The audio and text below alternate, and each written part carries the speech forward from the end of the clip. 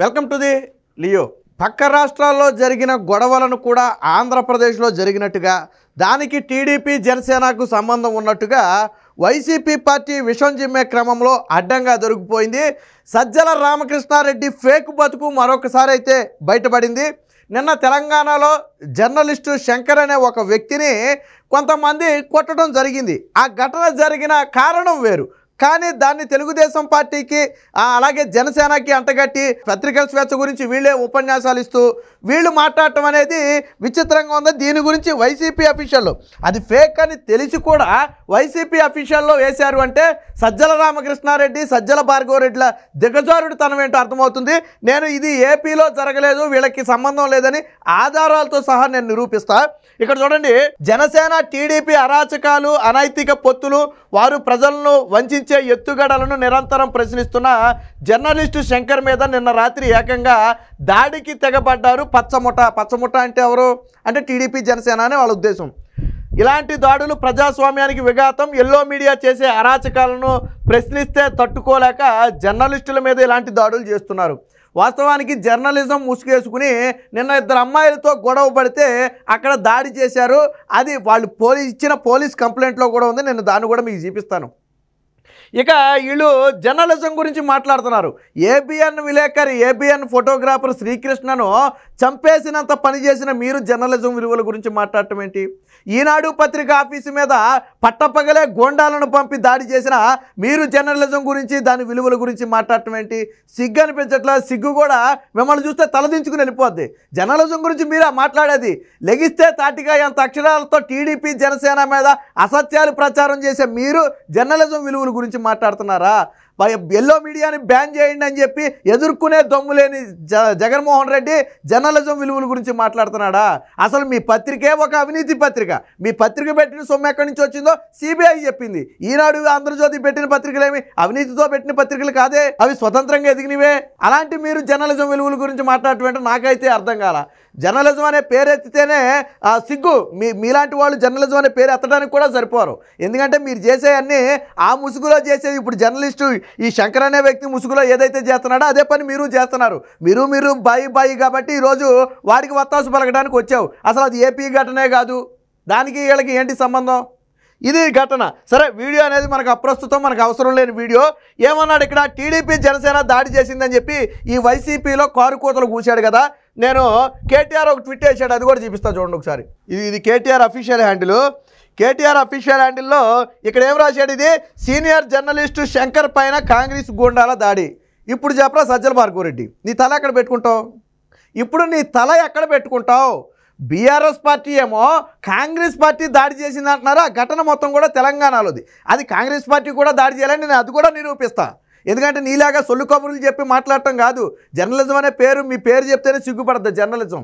ఎందుకంటే మీరు ఏ రోజు ఆధారాలు పెట్టరు కాబట్టి. కానీ నేను అలా కాదు, ఆధారాలు పెట్టే మాట్లాడతాను అన్నీ. ఇక్కడ కేటీఆర్ స్వయంగా రాశాడు ఏమని? శంకర్ పైన దాడి చేసింది ఎవరని రాశాడు?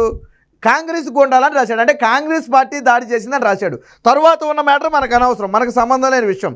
కాకపోతే ఇక్కడ ఏంటంటే వాస్తవాలు నిరూపించాలి కాబట్టి చెప్తున్నా. కాంగ్రెస్ పార్టీ మరి తెలుగుదేశం జనసేన దాడి చేసిందని ఏ మొహం పెట్టుకుని రాశావు? ఏ ముఖం పెట్టుకుని రాశావు తెలుగుదేశం జనసేన దాడి చేసిందని? సిగ్గన్నా ఉండాలి కదా.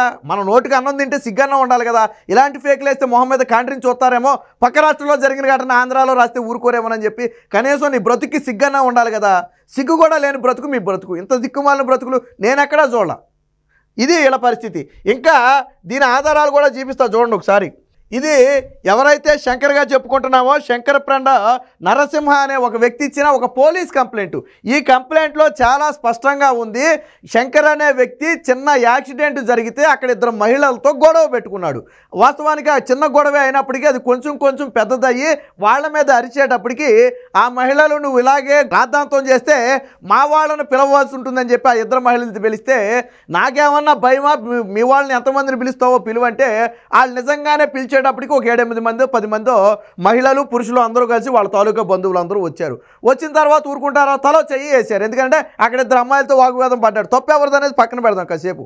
తప్పు ఎవరిదనేది పక్కన పెడదాం, ఎందుకంటే మీరు చూడలేదు, నేను చూడలేదు. కానీ చిన్న యాక్సిడెంట్ గొడవ పడిన మాట వాస్తవం. ఇది నేను చెప్పలా, శంకర్కి సన్నిహితుడైనటువంటి నరసింహ అనే వ్యక్తి ఇచ్చిన పోలీస్ కంప్లైంట్లో ఉంది.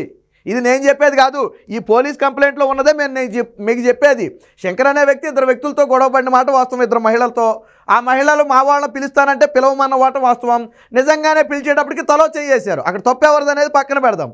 నేను తప్పు ఏళ్ళదే ఆడదని నేనైతే చెప్పట్లా. కాకపోతే ఈ దాడి జరిగినప్పుడు మహిళలు కూడా ఉన్నారు చూడండి. కాంగ్రెస్ గుండాలు దాడి చేశారు అన్నాడు కదా, నేను అది కూడా చూపిస్తాను ఒకసారి. మొత్తం వీడియో వద్దు, ఇక్కడ చూడండి. ఒక మహిళ దాడి చేస్తుంది చూడండి. ఇదిగో ఇక్కడ ఒక మహిళ కనపడుతుందా? మహిళ దాడి చేస్తుంది చూడండి. ఇక్కడ అది ఒక మహిళ దాడి చేస్తుంది. అంటే ఈ దాడిలో మహిళలు ఉన్నారు కదా, కనపడ్డారు కదా మనకి. మొత్తం వీడియో వద్దు, అది కొట్టిన వీడియోలు మనం ఇందులో ప్లే చేయకూడదు కాబట్టి. ఉన్నారు కదా, మహిళలు ఉంది కదా. అంటే ఒక చిన్న యాక్సిడెంట్ విషయంలో గొడవ అయితే అది కొంచెం కొంచెంగా పెరిగి ఇద్దరు మహిళల మీద అరిచేటప్పటికి వాళ్ళ బంధువులు వచ్చి తలో చెయ్యి వేశారు. అసలు దీనికి రాజకీయాలకి సంబంధం లేదు, దీనికి కాంగ్రెస్ పార్టీకి సంబంధం లేదు, దీనికి టీడీపీ జనసేనకి అంతకంటే సంబంధం లేదు. ఎందుకంటే అసలు ఇది ఏపీలో ఘటనే కాదు, ఇది ఏపీలోనే జరగలేదు. ఈ శంకర్ అనే వ్యక్తి జర్నలిస్టు కానే కాదు, బీఆర్ఎస్ పార్టీకి వన్ సైడ్గా పనిచేసే వ్యక్తి. ఆ విషయం అందరికీ తెలుసు. అందుకనే కేటీఆర్ స్పందించాడు. సరే తప్ప ఒప్ప అనేది పక్కన పెడదాం. జరిగిన ఘటన వేరే రాష్ట్రంలో చేశారు అని చెప్పబడుతున్న వ్యక్తులు వేరు. కానీ ఇక్కడ ఆంధ్రాలో చంద్రబాబు గారికి, పవన్ కళ్యాణ్కి లేదా వాళ్ళ కార్యకర్తలకు అంటగట్టి వైసీపీ అఫీషియల్ హ్యాండిల్లో ఎంత దిగజారిపోయింది మీ బతుకు. ఒక అఫీషియల్ హ్యాండిల్లో సంబంధమే లేని ఘటన గురించి రాశారు అంటే ఇంతకంటే నీచం ఉంటుందా? ఇప్పుడు ఎవరితోనైనా రాత్రి సమయంలో మహిళలతో గొడవ పడితే తప్పెవడదనే చూడరు, వచ్చి రెండు తగిలేస్తారు. అది ఎక్కడైనా జరిగేదే. అక్కడ జరిగింది కూడా అదే. దాన్ని ఏం చేశారు? కాంగ్రెస్ పార్టీ మీదకి నెట్టి లబ్ధి పొందాలి. అమ్మాయిలు వాళ్ళ మనుషులు వచ్చి దాడి చేశారంటే పరువు పోతుంది కాబట్టి కాంగ్రెస్ పార్టీ దాడి చేసిందని చెప్పుకున్నాడు. ఆ శంకర్ అనే వ్యక్తి చెప్పింది కూడా కాంగ్రెస్ పార్టీ దాడి చేసిందని. టీడీపీ జనసేన దాడి చేసిందని చెప్పలా. ఆ వ్యక్తి చెప్పింది కూడా కాంగ్రెస్ పార్టీ దాడి చేసిందనే. కాంగ్రెస్ పార్టీ రౌడీలు గుండాలు వచ్చి దాడి చేశారని చెప్పాడు. మరి దీన్ని తెలుగుదేశం పార్టీకి జనసేనకి ఎలాగంటగట్టి మీరు అఫీషియల్ హ్యాండిల్లో ఒక న్యూస్ చేశారు? ఇది కూడా ఒక బ్రతికేనా? ఇలాంటి బ్రతుకు కూడా ఓ బ్రతికేనా? వైసీపీ అబద్ధాలు, ఫేక్లు ఏ స్థాయిలో ఉంటాయో చెప్పడానికి ఇదొక ఉదాహరణ. నిన్న జర్నలిస్టు శంకర్ మీద జరిగిన దాడికి తెలుగుదేశం పార్టీకి జనసేనకి సంబంధమే లేదు. తెలంగాణలో కాంగ్రెస్ పార్టీకి కూడా అంతకంటే సంబంధం లేదు. అది యాదృచ్ఛికంగా వేరొక చాట అనుకోకుండా జరిగిన ఘటన.